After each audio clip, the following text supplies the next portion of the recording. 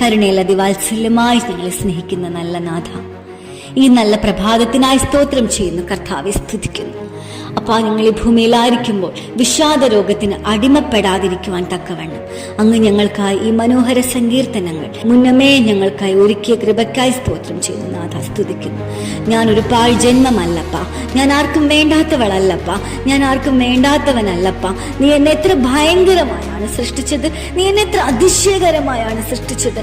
ശത്രു കാണാതെ രഹസ്യമായി ഭൂമിയുടെ അതോ ഭാഗങ്ങളിൽ കൊണ്ടുപോയി എന്നെ സൃഷ്ടിച്ചപ്പോൾ നിനക്ക് എന്നെ പറ്റി എന്തൊക്കെ പ്രതീക്ഷയായിരുന്നു കർത്താവേ.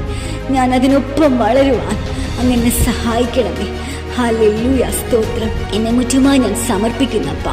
എന്നെ ശോധന ചെയ്ത് എൻ്റെ നിലവുകളെ അറിയണമേ. ഞാൻ വായിൽ സംസാരിക്കേണ്ടുന്ന വചനം എൻ്റെ വായിൽ തരണമേ. ഞാൻ ആരെയാണ്, ഏതാത്മാവിനെയാണ് ഞാൻ ഇന്ന് നേടേണ്ടത്, എനിക്ക് ഉപദേശിച്ച് തരണമേ. എൻ്റെ വഴികളെ കാക്കേണമേ. യേശുവിൻ്റെ നാമത്തിൽ പ്രാർത്ഥിക്കുമ്പോൾ എളിയ യാചന കേൾക്കണം നല്ല പിതാവേ. ആമേൻ, ആമേൻ. ദൈവം നമ്മേവരെയും സമൃദ്ധി അനുഗ്രഹിക്കുമാറാകട്ടെ. ആമേൻ.